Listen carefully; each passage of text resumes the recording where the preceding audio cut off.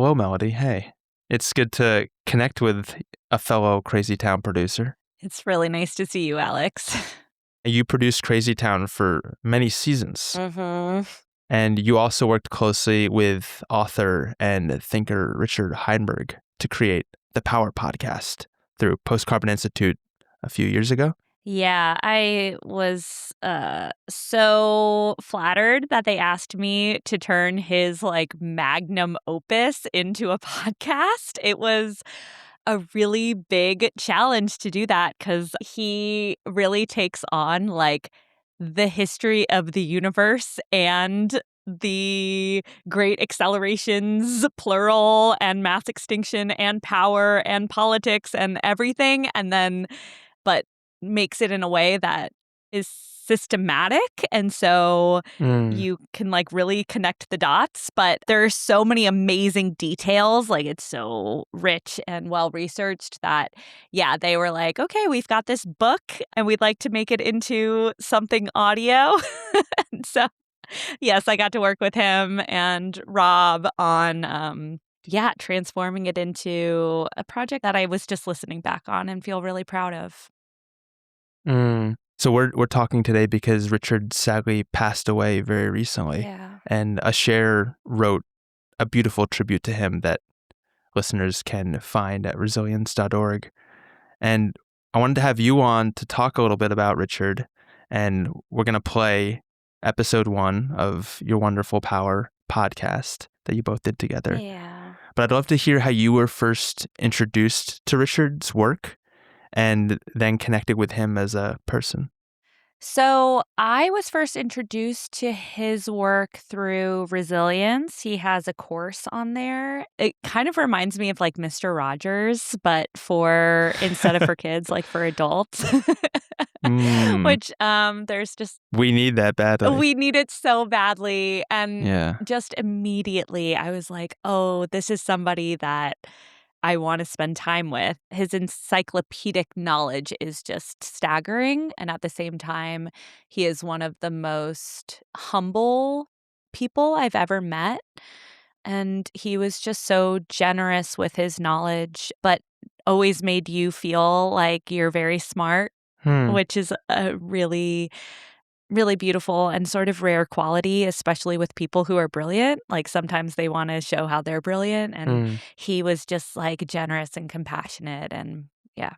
Yeah, kindness seems to be just as important to him as the systems thinking, as well as his ability to kind of distill it down and articulate it very clearly. Yeah. He also has this wonderful YouTube video of the 300 years of fossil fuels in 300 seconds that I definitely recommend for folks to watch. It's really fantastically concise and his voice is calming but clear and convicted, and that seems to come across in all his work.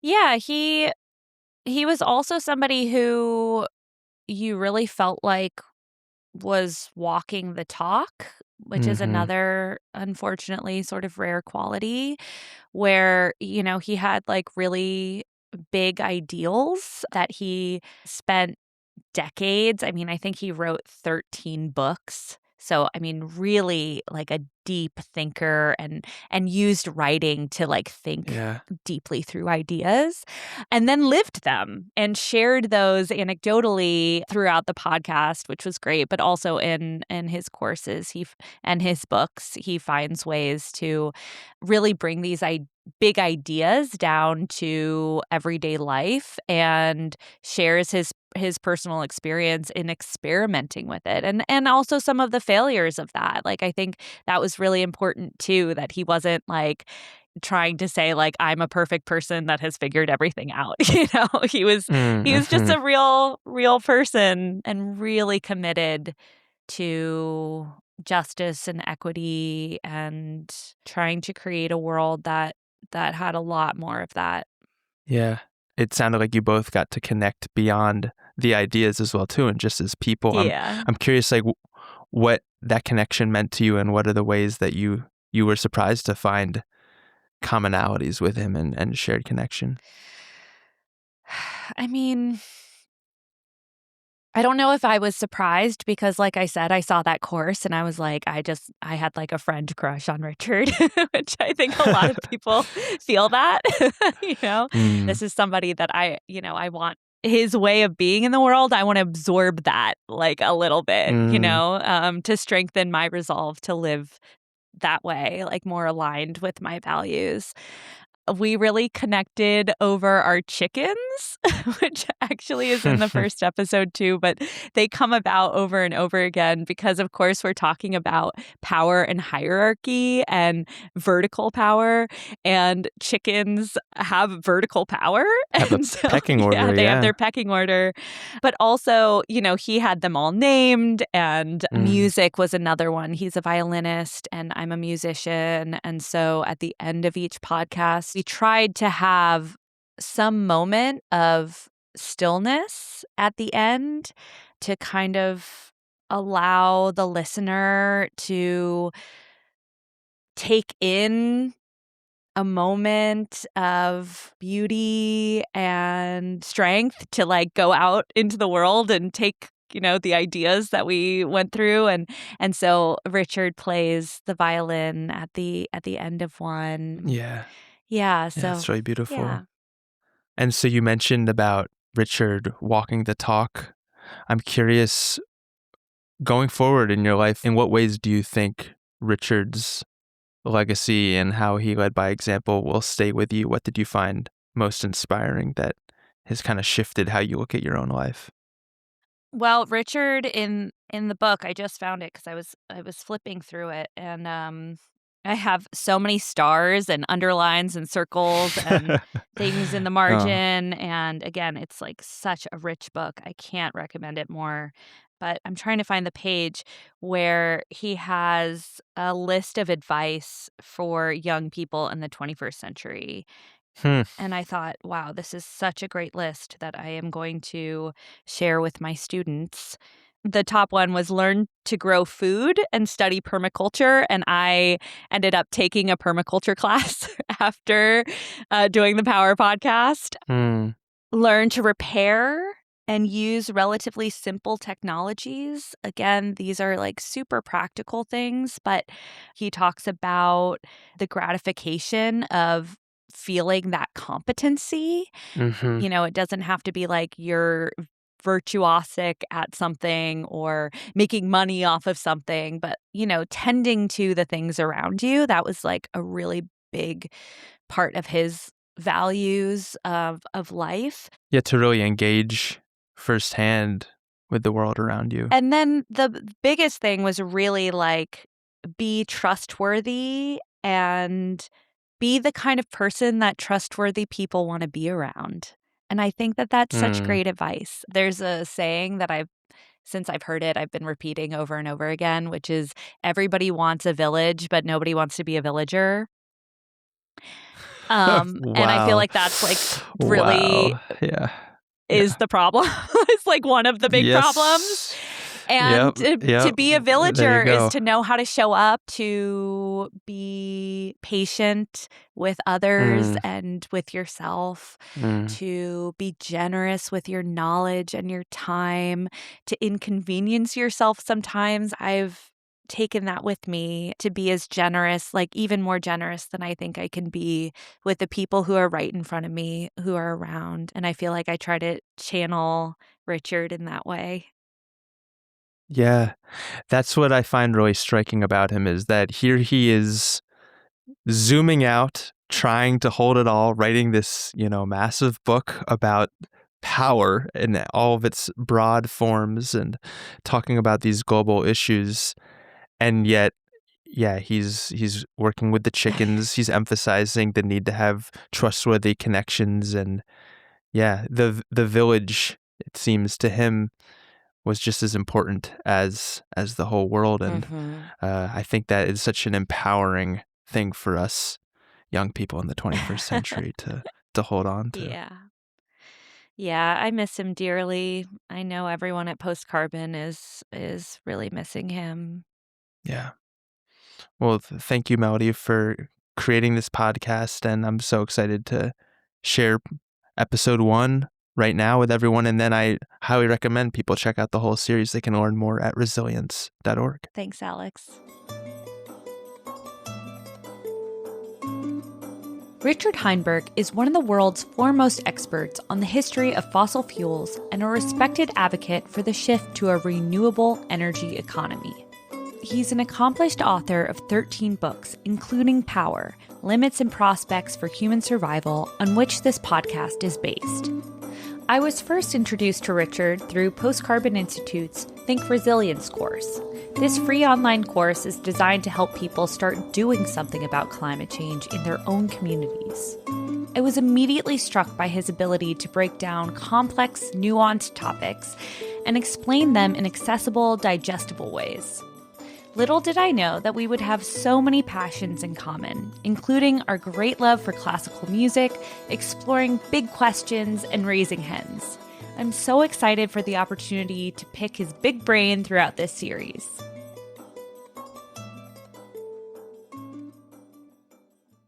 Hi, Richard. Hi, Melody. So Rob and I were just talking about power, the technological power of flight, the charismatic power of politicians. We even talked about charged particles creating lightning. And yeah, we had all of these examples, this intuitive knowledge of what power is, but we really struggled to concretely define it. And so I was wondering if we could start very basic with some definitions of what power is, what binds all of those things together. Sure. Yeah. Well, in English, the word power has to do a lot of work. In some other languages, there are different words for different aspects of what we call power. But in English, it's all one thing. And that's it. In some ways, that's confusing. And in some ways, it actually, I think, is helpful in seeing the connections between things. I mean, at the most basic physical level, power is, well, a physicist would define it as the rate of transfer of energy. And that sounds technical, but it's like really important and really, really basic, because energy is everywhere. It's in everything we do, everything we experience. So you can measure the rate of energy transfer in, for example, watts. Okay. Like how many watts is your computer, or how many watts is your Light bulb or electric car, yeah. Or with horsepower. You know, we talk about cars having so many horsepower. Well, that is a measure of the rate at which you can transfer the energy in gasoline into motive power of the car. Of course, actually, you're losing some of that energy to heat and tires rubbing against pavement and so on, friction. But nevertheless, the basic concept is there, and it's pretty simple. But we use energy to do things, like with the car or the light bulb. You know, we expect to get some service out of the energy that we're using. So we often use the word power to describe the ability to do something, like the power of flight or the power of thought or the power of speech or something like that. And that's really, in many ways, the most intuitive and basic definition. So you said the transfer of energy too. So if I can think back to high school physics, energy doesn't disappear, it just changes form. Is that correct? Yeah, and it's when we're doing something with energy that we notice it, that it makes a difference. You know, if energy is being stored, then you can measure that energy in other ways. But when it's actually doing something, that's when we start talking about power. But, you know, that's not how we normally use the word power in kind of everyday conversation. Usually when we talk about power, we're talking about social power. So if power is the ability to do something, social power is the ability to get somebody else to do something. And in history, we've found ways of obtaining more and more social power, ways of getting other people to do things. And one of the main tools of social power is money. If you have enough money, you can get other people to do all kinds of things. But that's just one of the primary tools of social power. Another is weapons. Right. And still another is communication technologies that we use to communicate with sometimes millions of people at the same time. And using psychology, social psychology, it's possible to design messages to change other people's thinking, to get them to do things. One example of that that's everywhere around us is advertising. We're trying to get other people to buy a particular product. And so millions of people spend their work lives trying to craft messages to get other people to do specific things along those lines. Yes, buy this, not that has been coming up on my phone, alerting me. If you want this life, this is the thing. This is how you should use your purchasing power. And there's a lot in the American society as a consumer society that you are what you buy. Yep. So these two kinds of power, the physical power, the ability to do something using energy, and social power, the ability to influence other people, in some ways they're two different things, but I think it's also important to understand that they're connected. We don't have social power without the power of energy and energy transfer. It all really comes back to ultimately, it comes back to ourselves and how they're deriving energy from the environment and how they channel that energy all the way up through evolution to where we are today. Yeah, I think in this time, looking at the physics and physical type of power and the connection to weapons really makes sense to me, forcing somebody to do something because of a physical threat and that fear of transference of energy, right? that they'll use their physical power against you. But what's so weird about human beings is that we live now in, I think, one of the least violent times from a weapons and war perspective. But we have transferred some of that power into a different type of violence or a different type of manipulation, which I think really started with the Cold War, right? We were like, oh, nuclear power. Okay, that's too far. We don't want to do that. So then people had to come up with other ways to get people to do things. And now, like you said, with money, with media, social media is a new, it's just a new form of media, but we just keep evolving different ways to express that power. Right. Yeah, we're power junkies, and we're not unique in that regard. Other organisms seek to get power as well. But we humans have found so many ways of getting and using power to get what we want. And in some ways that makes us just a marvel of evolution. And I think we're justifiably proud of ourselves in terms of our amazing abilities to do things, landing spacecraft on other planets and figuring out the origin of the universe and the power of mathematics, the power of ideas, the power of artistic creation. We're amazing. But at the same time, we've got all these power dilemmas. Yeah. And that's what that's what really led me to write the book.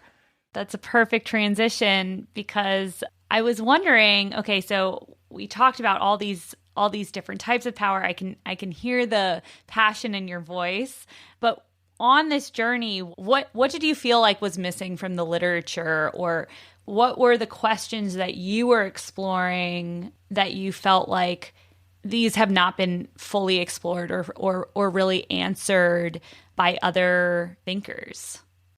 Well, to me, it really all comes down to three really, really fundamental basic questions.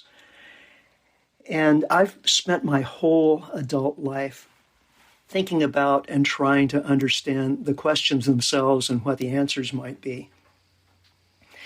And Well, let me jump in.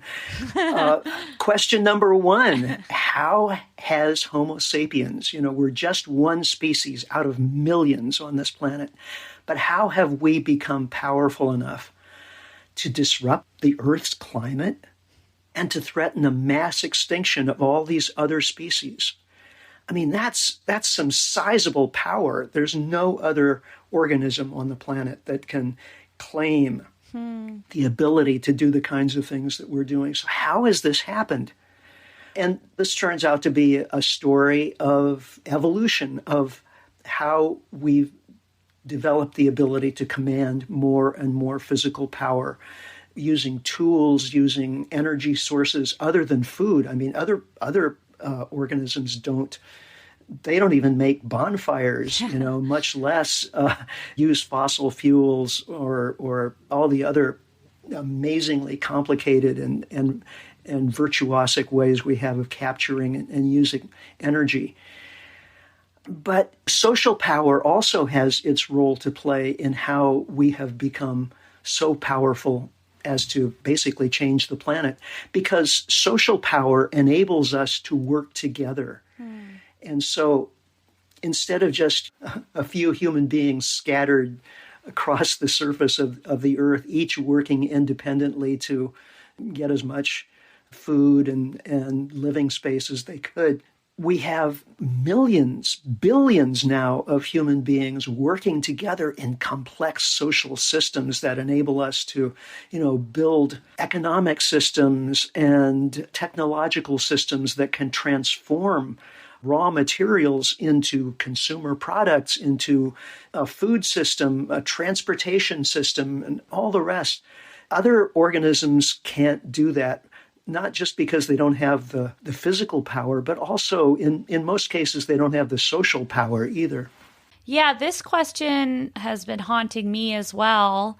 I've been involved in sustainability for many years now, and I have a really great relationship with my grandfather. And I said, years ago, I'm getting into sustainability, and he didn't really know what that was. And I said, human beings are changing the climate. And something where he's really come around is, at the beginning, he said, I'm not sure about this whole climate change thing. He's a skeptic. So he's a very smart man. But he goes, I'm skeptical that it's really changing. Maybe this is just a phase. And then, years and years have gone by, and he goes, okay, well now I think the climate is changing, but I'm just not sure that human beings have anything to do with it. And so for me, I thought, okay, this is some progress, but yeah. It's been a real challenge to point to the right things, to explain the right things, to say, not only is this happening, but I think human beings are the catalyst for this. And I think that's a major leap for a lot of people, because in some ways we have a lot of hubris as human beings, but it also feels like a lot of hubris to even think that we could have that impact. But I always try to point to these examples. I go, Grandpa, he grew up on Long Island, and they had great clams there. And as a kid, he would go clamming. You could just go out and pick up clams or oysters. And he told me this story of, at one point, they needed sand. Somebody needed sand, and they got the rights to dredge the sand near his home. And they dredged all the sand, but they also dredged all of the clams. And I go, Grandpa, remember you told me that story? Human beings did this, and there's no clams anymore. Yeah, and it's happening everywhere. I mean, even if you take climate change off the table, there have been some studies just in the last few years of just how many birds there are in the world compared to observations maybe 50 years ago, or how many insects. And, we've reduced the numbers of non-human animals by something like 60, 70%. in the last 50 years. I mean, that's extraordinary. And you look for the causes of that, and they all come back to human beings, whether it's pesticides or land use or, yeah, climate change plays a role in that. But again, even if you take climate change out of the discussion, we are having an enormous impact on the rest of the biosphere. You just can't get away from it. Yeah. Okay. So that's a big topic that we will, yeah, right. I think, dive deeply into for the rest of the series. The last thing I wanted to say about that question and the way that you phrased it that really struck me was picking out, not human beings, not people, but saying Homo sapiens, right? Like we really are just one species. We are one animal. And I think the whole Western tradition has been about we are rational, and so we are different. We are not governed by our impulses. We know what we're doing, and we're a special creation yes. of the deity. Yes. Like God created the plants and animals, and then he created Adam and Eve. So we are just in a completely different category from all these other organisms. If you do that, it makes it harder to understand where these special abilities that we have, where they came from, because it's really only in the context of evolution that any of this makes sense. What was your second burning question? Oh, yes. Second burning question. Okay, so why have we human beings developed so many ways of oppressing and exploiting one another?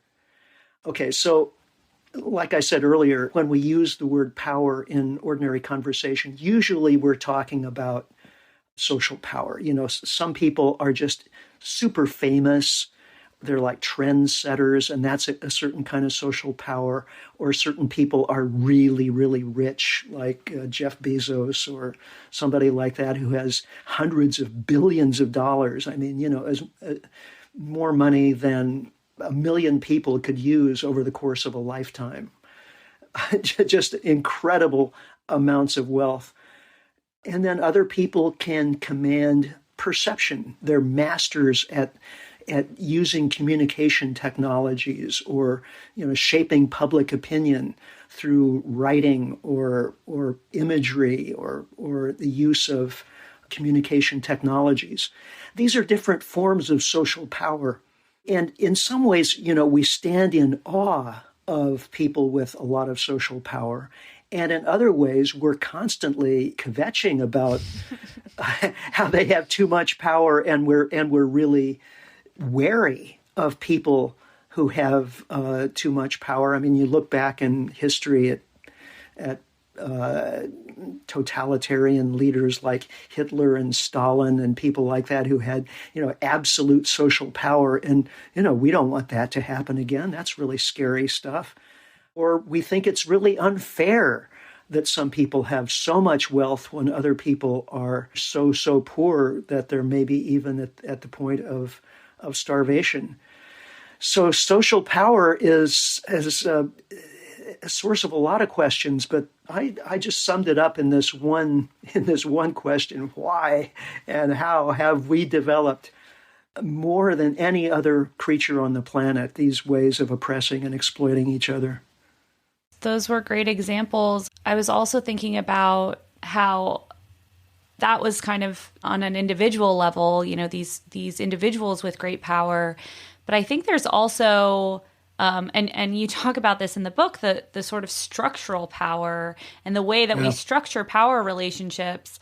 And for kind of a dumb example, but anybody who's been an intern at not a great company, hopefully your interns learn a lot. But my friend, when she graduated college, she got this super great internship. I won't say the company. It was very competitive.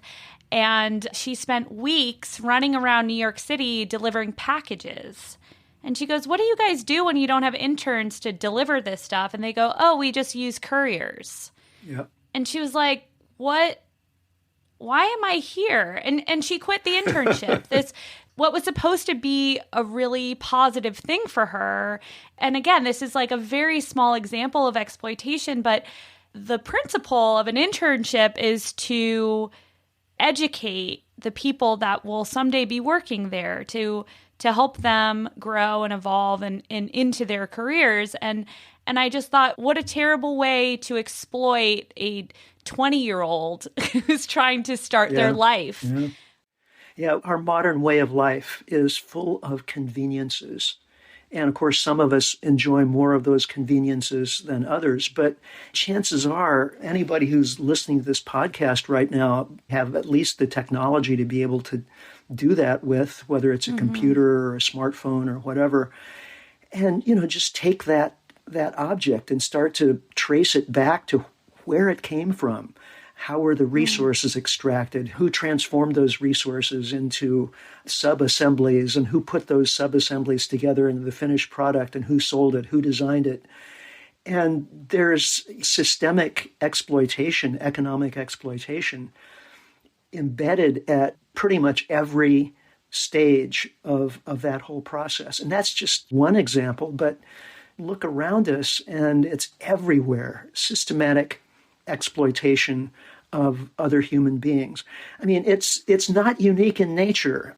My wife and I have chickens, and just a tiny flock of chickens, and they have a little hierarchy. They have a pecking order, right? Where one chicken is at the top of the pecking order, and she can peck the others, and another chicken who's at the bottom of the pecking order, and anybody can peck her. So, there's a lot of indignity, and poor Mimi, who's at the bottom of the pecking order, even though she's this wonderful chicken, she has to live with this.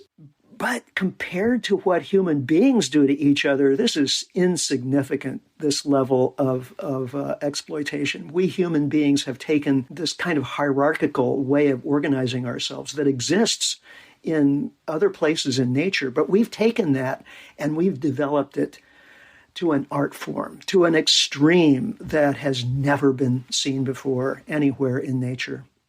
Okay, so we'll dive into that in this podcast. It's a heavy topic, but I think a really, really, really important one.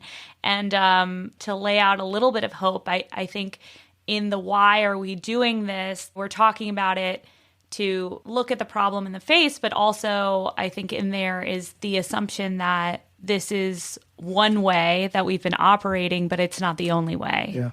So I want to talk to you a lot more about how we might change course. Yeah, well, that gets us to our third question, which in some ways is the most important one. And that is it possible for us to change our relationship to power in order to avert, what looks right now like it could be an ecological catastrophe this century of unprecedented scope, and at the same time reduce the kinds of social inequality that we were just talking about, which again are leading us to a kind of social precipice where we're looking at the possibility of political economic collapse again this century. Things are not going well for us human beings right now if you really zoom out and take a good look. So is it even possible to change our relationship with power?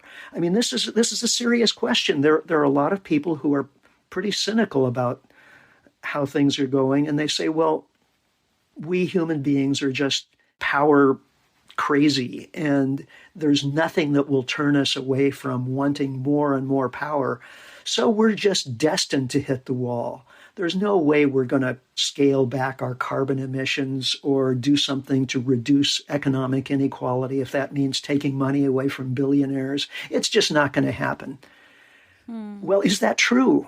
I wanted to test that and see, does it happen elsewhere in nature that species find ways of limiting their own power so that they can persist longer and avoid collapse of their ecosystems or their populations and whatever. So that's, in some ways, that's the most important question that I address in the book. Yeah, that gets down to it, and I want to get into those examples of other species, because I think human beings like to what is it? It's like selective referencing. You know, we're just animals when it's our will to power or whatever, but we're not just animals when it's something that doesn't go with our ideas about ourselves. I think going forward, looking at those motivations, are we just motivated by power, I guess, is my other question. Yeah. Well, certainly we are. What else are we motivated by? and might we have other values that are exactly. Yeah. even more motivating? Right. So seeing some of the context in terms of how we came to this precipice, in where we are now in the 21st century, and then looking at that in the broader biological context, I think that can be really useful.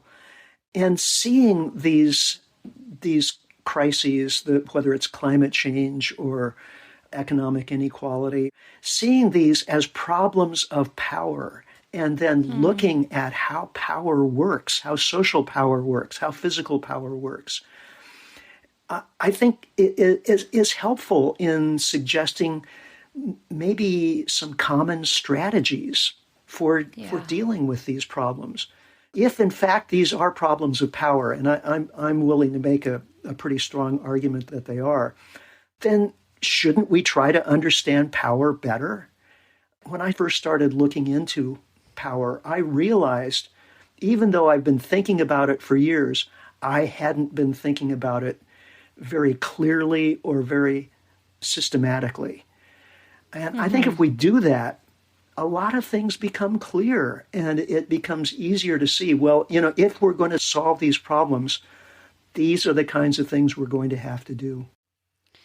Yeah, and I think in this series, we'll be exploring these things again in that systematic way that you were talking about. And for me, at least, reading your book and the conversations to get this series going, and I'm sure we'll learn a lot more along the way, this information has really shifted the way that I look at the world. And I believe that if more people understood it, we might all have a better chance of surviving but hopefully thriving. Yeah, I think to me, it seems like a lot of our values are just out of whack. Those hierarchies of power, who has power, what the drives are that are precipitating these crises, it doesn't seem to be making the most amount of people happy, give people time with their friends and family, get them the opportunity to create beautiful things. And when I talk to my friends, when I talk to my family, those are the things where their eyes light up. Yeah. So shouldn't those be the things that we put our energies towards? And perhaps there's a way to shift towards that, the power to commune, to be with each other. Power is a good thing. Power is not a terrible thing, but it's possible to have too much of a good thing. And so it's important to be able to see when there's too much power in a system, and then to know what to do about it. And I'm hoping that the book and this podcast will help us do that. Me too. Thank you so much, Richard. I'm so excited for our next conversation. Me too, Melody.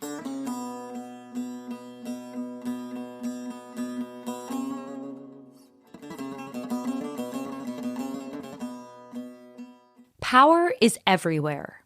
Take a few minutes to notice your surroundings. Are you in a climate-controlled environment? Did you eat something today from a different corner of the globe? Look around at the objects around you. How did they get there? Take a few seconds to recognize and appreciate the power surging all around you. Notice. We will leave you with a reminder that we are not alone on this planet. Here is the great orchestra in my urban backyard.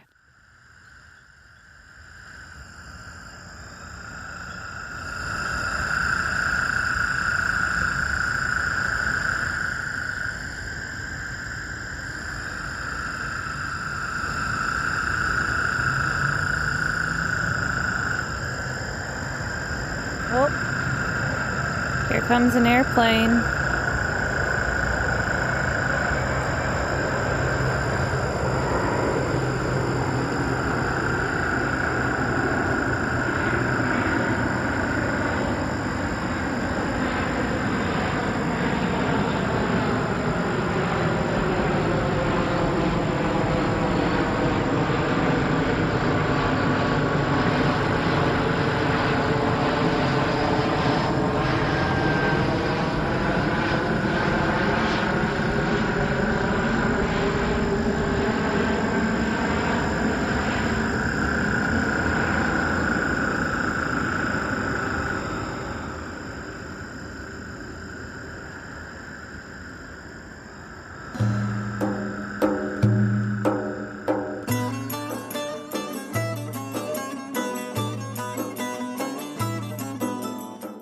For a more in-depth account of the genesis, evolution, and adaptations of power, check out Power, Limits and Prospects for Human Survival at your local library or get a personal copy to scribble in the margins. But beware, you can't unsee humanity knocking hard against our limits to growth on this finite planet. Are you ready to confront power?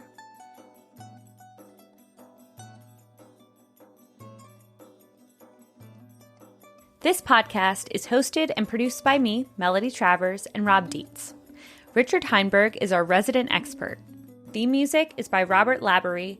Special thanks to Clara Winter. This is a program of Post Carbon Institute. Learn more at postcarbon.org.